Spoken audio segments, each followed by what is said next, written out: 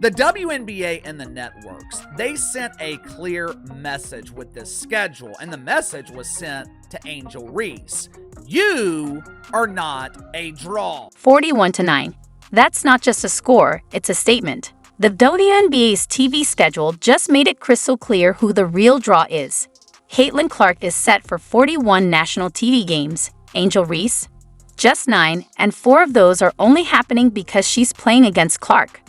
For years, we've been told Angel Reese is the face of women's basketball, an unstoppable superstar. But when networks put that theory to the test, her solo games barely cracked 200,000 viewers. The numbers don't lie. The truth is out, and it's not even close. Since I know the WNBA dump isn't known for making smart business decisions. I mean, this is the same league that's been operating for 30 years and has never managed to generate an Indian rupee in profit. The new WNBA TV schedule just dropped, and the numbers are shocking. When you see who's getting airtime and who's being left behind, it's crystal clear where the league's priorities are. Let's break it down. Who do the networks really see as the biggest draw in women's basketball? The numbers tell the whole story. I know the diva of Dump Divas, Kat Engelbert, in the WNBA front office. They're not known for making the best decisions. But when it comes to scheduling nationally televised games and who to feature in those games, this should be simple. For years, we've been told that Angel Reese is a massive superstar, the face of women's basketball, a ratings magnet. But when you look at the actual WNBA TV schedule, something doesn't add up. The numbers tell a different story, and it's not the one the media has been pushing. Simple. For the last 2 or 3 years, the mainstream media has been telling us that Angel Reese is the biggest star in pretend basketball. This woman is amazing! I've never seen anything like it! I've never seen another player dominate the game in garbage time! Let's start with Caitlin Clark. Her national TV coverage is insane. Out of 44 games, 41 will be broadcast nationally. That's 93% of her season. The message from the networks is loud and clear. If Clark is playing, it's must-watch TV. This level of coverage isn't just impressive, it's unprecedented. Correct me if I'm wrong here. I thought the WNBA was the league dedicated to equity. Looking at their national TV schedule, there is nothing equitable about it. Caitlin Clark will play 44 games in the regular season. 41 of those games will be broadcast on national television or a national platform. Now compare that to Angel Reese. She's getting just 9 national TV games, 9. And we're not talking about obscure streaming platforms or hard-to-find cable channels. We mean real national TV exposure. But here's the kicker, even that number is misleading. The media has been telling us that Angel Reese is the star. Remember last season when the mainstream media spent the entire summer diminishing the impact of Caitlin Clark? 41 of 44 games on national platforms. Clearly, both the WNBA and the networks disagree with that assessment. Out of Reese's 9 national TV games, 4 only exist because she's playing against Caitlin Clark. That means nearly half her appearances aren't about her, they're about the matchup. The networks clearly know who the real draw is. So how many games involving Angel Reese will be nationally televised? 9, with 4 of those 9 games involving Caitlin Clark. Without Clark in the mix, Reese has just 5 standalone national TV games. That says it all. The networks crunched the numbers and decided she isn't a major draw on her own. For the better part of 3 years, the media has tried to convince us that Angel Reese is a star. Angel Reese has played along with her pretend friends by claiming that she has elevated the hobby of pretend basketball. This isn't about opinions, it's business. Networks exist to deliver viewers, and they've decided Clark is worth 8 times more airtime than Reese. That's not a small gap. It's a massive difference in star power. The reason people are watching women's basketball is because of me too. You know, that's rather interesting because over the last 2 months, Angel Reese was given the opportunity to prove that she is a draw. The networks aren't guessing, they've tested the market. When Clark plays, viewership skyrockets. When it's just Reese, the numbers tell a different story. Over the last 2 months, and for the first time in her career, Angel Reese was given the opportunity to prove herself without the assistance of Caitlin Clark. Angel Reese was the only recognizable name in Unrivaled. For 2 full months, Unrivaled gave Angel Reese a prime opportunity to prove she could draw an audience on her own. Major promotion, national exposure, no excuses. This wasn't just a small test. It was a full-scale experiment to see if she could back up the hype with real viewership numbers. And those numbers told a story. Over the last 2 months, Angel Reese was given the opportunity to prove that she was a draw, an attraction, and the end result was exactly as predicted right here on the channel. Huge, embarrassing failure. Despite the hype, Unrivaled struggled to reach 200,000 viewers most nights. Not exactly the numbers of a supposed superstar.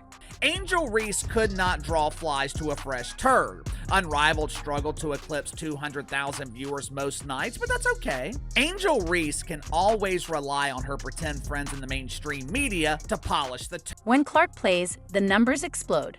Regular games pull over 1 million viewers, and big matchups hit 2 to 3 million. The difference is undeniable. No, I mean Caitlin Clark.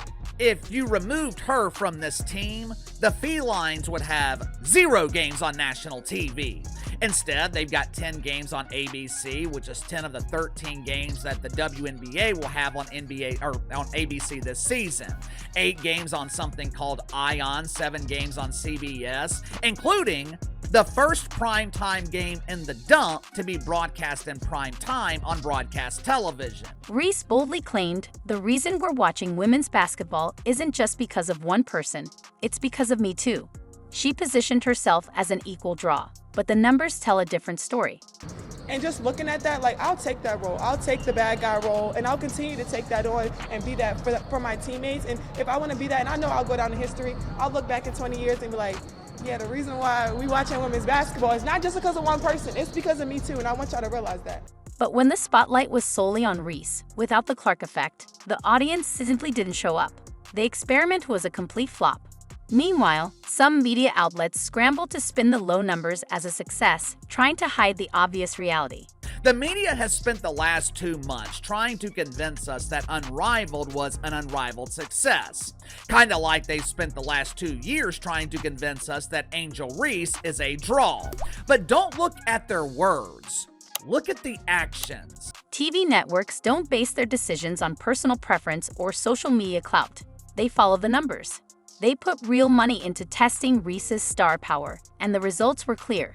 The viewership just wasn't there. No spin, no debate, just cold, hard data.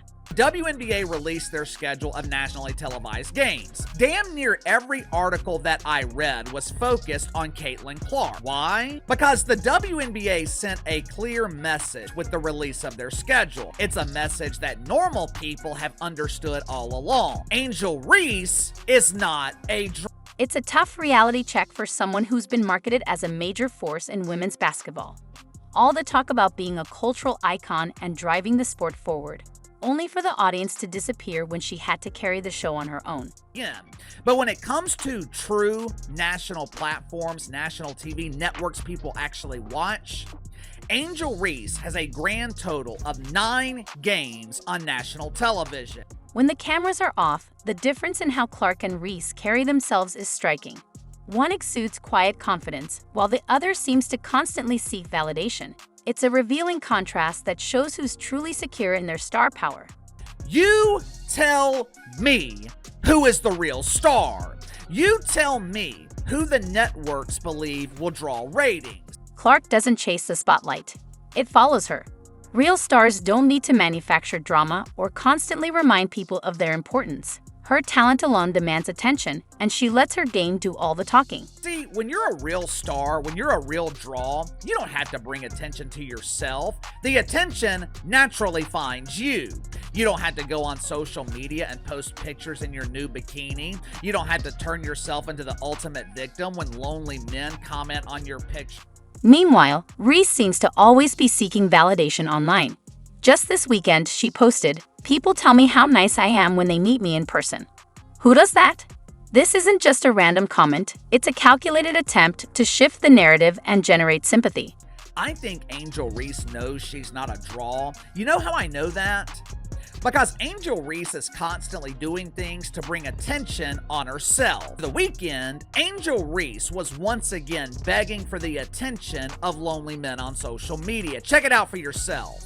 Hey there, lonely men, it's me, Angel Reese. You want to hear a funny? When people meet me in person, they constantly tell me how nice I am and how I'm negatively portrayed on social media. Isn't that hilarious?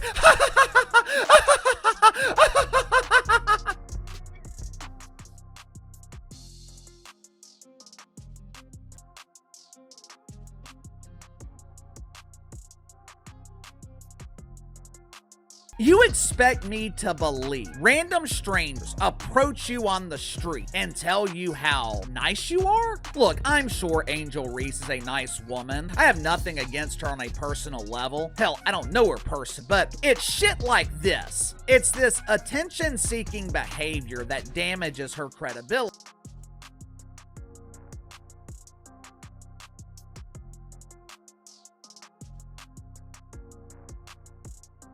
Angel Reese is constantly seeking attention. She craves the spotlight because she knows the spotlight is shining brightest away from her. She knows Caitlin Clark is the star. She knows Caitlin Clark is the only reason people are watching the WNBA. More importantly, Angel Reese knows people are not watching her, and judging by her behavior, it bothers her.